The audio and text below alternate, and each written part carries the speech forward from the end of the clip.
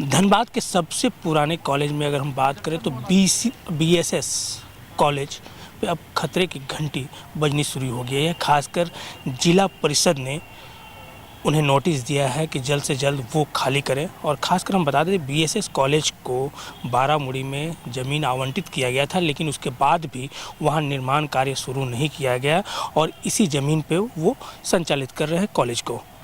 हम सीधा जुड़ते हैं जो जिला परिषद चेयरमैन हैं शारदा सिंह, उनसे हम बात करेंगे कि क्या कुछ नोटिस दिया गया है BSS कॉलेज को और कितना समय दिया गया है।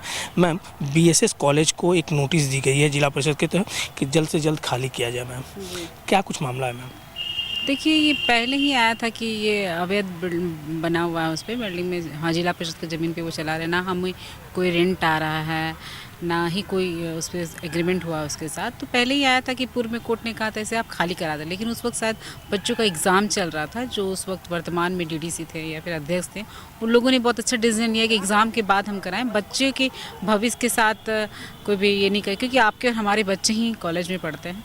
तो हम लोगों ने उसको टाल दिया कि एग्ज़ाम ख़त्म होने के बाद इसको आप खाली कर दें और जहाँ भी उनको ज़मीन आवंटित हुआ वहाँ पे उनका नया बिल्डिंग बना करके वो शिफ्ट कर जाएं।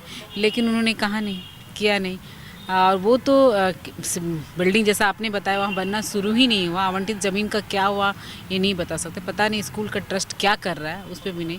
तो अभी हम लोगों देखिए, अभी पंचायती राज 1.5 साल से हम लोग को कोई फ़ंड नहीं दिया। अभी हम लोग फ़ंड के लिए ही जूझ रहे हैं।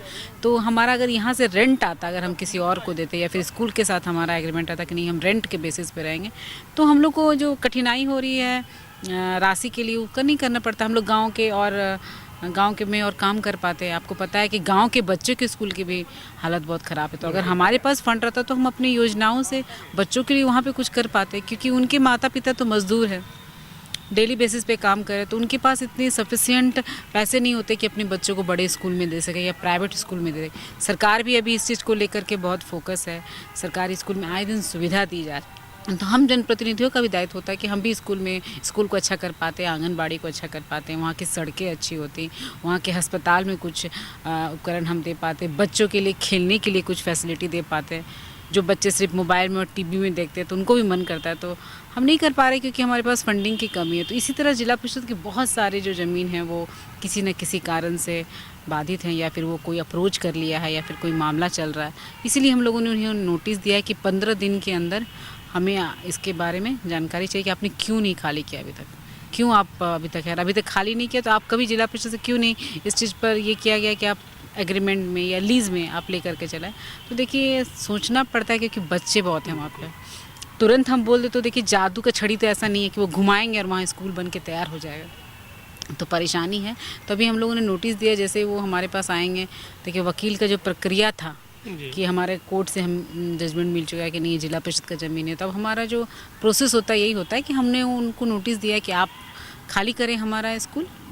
तो वो बाद में हम लोग उसके बारे में कुछ बोर्ड निर्णय लेगा इसके बारे में कि क्या कर सकते हैं। अच्छा, मान लीजिए कॉलेज प्रबंधन आती है और जिला परिषद को कहती है कि नहीं, जिला परिषद हमारे साथ आकर जो है बैठक करके और पुनः इसको इसी जगह पे संचालित किया जाए, तो क्या ऐसा कुछ वैकल्पिक व्यवस्था भी निकल सकता है कुछ? देखिए, बच्चों का बात है तो कुछ वैकल्पिक तो निकालना ही पड़ेगा। जब तक उनका कॉलेज बन ना जाए, जहाँ उनको जगह मिला है, साइड मिला है, तब तक कुछ तो कुछ निकालना ही पड़ेगा। ये देखिए, फैसला मैं अकेले नहीं ले सकती, इसके लिए बोर्ड है। बोर्ड के जितने भी सदस्य हैं सब लोग मिल कर के इसका हम लोग बोर्ड की बैठक में फैसला लेंगे कि क्या किया जाए।